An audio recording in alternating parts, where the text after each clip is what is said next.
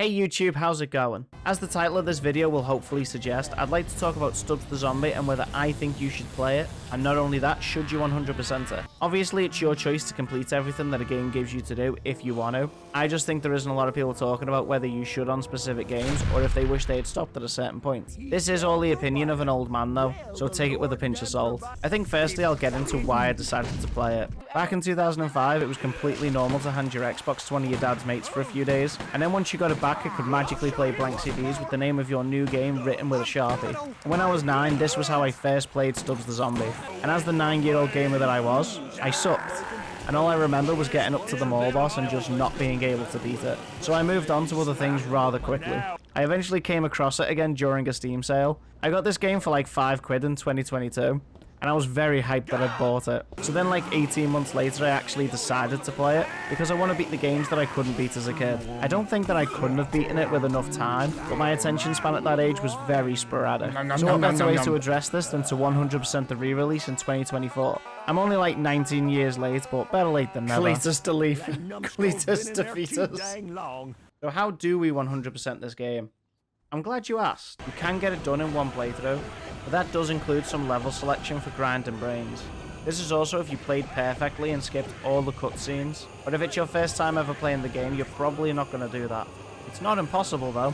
You could do it in 2 as long as you do either an easy mode playthrough beating the game in less than 2 hours, or an insane mode playthrough, since you'll have to do these 2 things for achievements anyway, plus the level select grinding.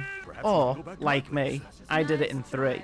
I started doing a normal mode run where I took my time, watched all the cutscenes, and just enjoyed the humour in the gameplay. Then I did the insane difficulty playthrough, and then finished the sub 2 hour run on easy mode, plus the brain grinding at the end. And after 3 runs of the game, I was sitting on around 1000 out of 2005. But does the 2005 target, just because the game released in that year, really tickle the old nostalgia bone? I'll get into that later on. Talking about playthroughs, I should probably cover how the game actually plays. This is a zombie horror survival game for everyone except you. Set in the future land of the 50s, we run around punching cops, eating brains, driving cars and other machinery.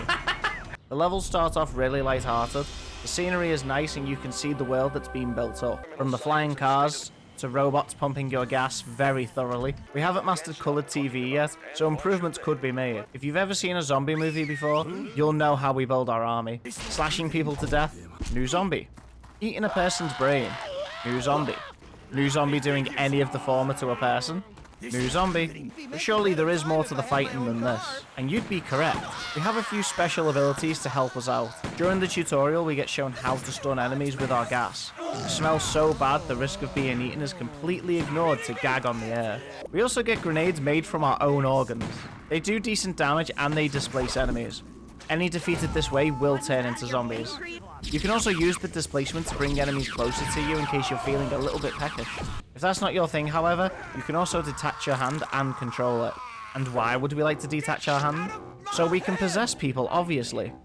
And by people, I of course mean all the different enemies in the game with their pistols, rifles, snipers, rocket launchers. And as if this wasn't stupidly powerful enough, it only takes 1 brain to refill this ability. Any enemies you kill with guns, however, stay dead.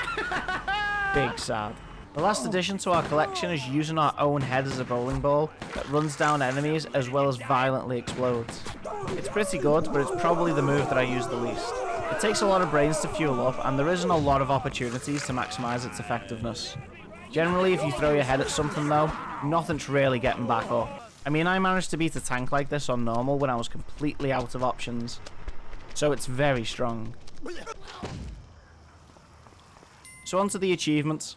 You'll get them from completing levels, as well as using your powers in fun ways. There is a few that you'll need to target specifically as they are linked to level-specific tasks, such as farting on some sheep, getting kills with vehicles found in a level, even getting killed by an airstrike as needed. Oh my. The challenging ones are going to be the insane difficulty playthrough, mostly because of the added damage that you'll take, and it's also harder to build hordes. I'd say that the earlier levels are the hardest, surprisingly. Not sure if that's true or if it's just me getting used to it as I go. I don't want to spoil too much, but there is a dance battle, and there is an achievement tied to hitting every beat in time for all of the rounds. And I'm not embarrassed to say that it took me like an hour or so to clear this. Once you get the patterns down for each round, it's just a matter of not choking, which is a lot easier said than done. Yes! Oh my god. There we go. There we go. And last but not least, the big 2005 kills achievement. There's a few different grinding methods. I personally just farmed heads on the last boss fight, and then I finished the fight and repeated it to save. It takes a while, but you don't run the risk of the kill counter bugging out like you do with the fast methods. If it bugs out, for example, at like 1500 kills, then you could potentially need to get 1500 kills again to get the counter to work. And there's level now. And since I was watching Navi win the first CS2 major, just chilling and eating brains on the second monitor wasn't too bad of a grind. You did it. I fucking did it! Now into the nitty gritty. What do I think of the game and the 100%? Personally, I was pretty okay stopping after my second run through of the game. The first playthrough was fun and I could take my time and enjoy it. Insane was a good challenge. It made me rage a little bit, but nothing too terrible.